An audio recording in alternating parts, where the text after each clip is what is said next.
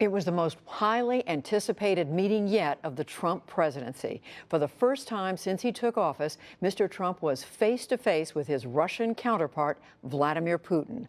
On the agenda, Syria, North Korea, and Moscow's meddling in the 2016 U.S. election, about which there is still disagreement. From the G20 summit in Hamburg, Germany, special correspondent Ryan Chilcote reports. What was planned to last just over half an hour turned into an unexpected 2 hours and 15 minutes. President Trump and Russian President Vladimir Putin began their much-anticipated face-to-face by exchanging visibly friendly greetings given the state of U.S.-Russia relations. We're going to have a talk now, and obviously that will continue. But we look forward to a lot of very positive things happening for Russia, for the United States, and for everybody concerned, and it's an honor to be with you. I'm delighted to be able to meet you personally, Mr. President, and I hope, as you said, our meeting will yield positive results. News of what was discussed came afterward from the country's top diplomats, Secretary of State Rex Tillerson and Foreign Minister Sergei Lavrov. Among them, allegations Russia meddled in the U.S. election. In an audio-only briefing, Tillerson said Mr. Trump brought up the issue at the outset and said the pair had a robust and lengthy discussion. The president opened the meeting with President Putin by raising the concerns of the American people regarding Russian interference in the 2016 election. The two leaders agreed, though, that this is a substantial hindrance in the ability of us to move the Russian-U.S. relationship forward, and agreed to exchange further work regarding commitments of non-interference in the affairs of the United States and our democratic process, as well as those of other countries. Tillerson added Putin denied any involvement. The Russian foreign minister offered his own account. President Trump said that the campaign is already taking on a rather strange character because during the many months that these accusations have been aired, there hasn't been a single fact. President Trump has said he's heard President Putin's definitive statements that that is not true and that the Russian leadership did not intervene in the election and that he accepts those statements. Yesterday, Mr. Trump conceded Russia likely played a role but stopped short of blaming them solely for the election hack. Tillerson today said the Russians asked for proof of interference, but stressed both leaders agreed it's best to move on. The president's rightly focused on how do we move forward from what may be simply an intractable disagreement at this point. And I think the relationship, and the president made this clear as well, is too important. And it's too important to not find a way to move forward, not dismissing the issue in any way. The two leaders also discussed a ceasefire plan in place for southwestern Syria. I think this is our first indication of the U.S. and Russia being able to work together in Syria, and as a result of that, we had a very lengthy discussion regarding other areas in Syria that we can continue to work together on to de-escalate the areas. Tillerson, though, reiterated the U.S. position that Syrian President Bashar al-Assad must eventually go, something Russia has publicly opposed. All the while, outside today's summit, there was no let-up in massive demonstrations. Clashes between protesters and police engulfed Germany's second-largest city. Police again resorted to water cannons and tear gas to disperse crowds, and scores were arrested. German officials say more than 100 police officers have been injured. Meanwhile, everyone here inside the G20 Conference Center, and by that I mean not just journalists, but a lot of the G20 delegations as well, are focused on trying to find out as much as they possibly can about what actually was discussed behind closed doors between the presidents of the United States and Russia. Judy?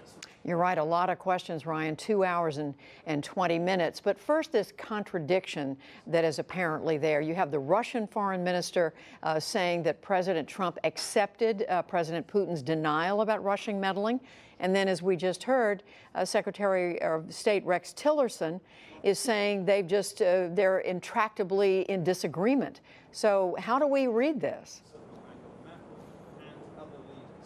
Yeah, it's an interesting one. The straight answer is we really don't know exactly what was said. The Russian foreign minister, as you pointed out, did indeed say that President Trump had accepted President Putin's denial. Now, I thought about this. You could theoretically accept something without concurring with the view, but that's not what happened here. I listened to all of the Russian foreign minister's comments. I've been speaking Russian for 28 years, and together with a group of 6 native speakers, we went through the entire statement on the issue. He went much further. He said, right, that President Trump had also asserted in this meeting that he hadn't heard a single fact in the months of allegations, of meddling in the election. Now, how does that sort of fit in with what Rex Tillerson was saying? Well, interesting. The U.S. Secretary of State kind of gave us a mixed signal, didn't he? On the one hand, he began the press conference by saying that President Trump had really pressed President Putin and pushed him on this issue. But he also said, and I quote, the two presidents didn't relitigate the past, that they were committed to working for towards the future. And it was the U.S.'s position the best way to do that was to try in the future to win some kind of guarantee, some kind of commitment in writing from the Russians that they would not interfere in the future in U.S. Domestic policy or elections. So let me turn you to Syria.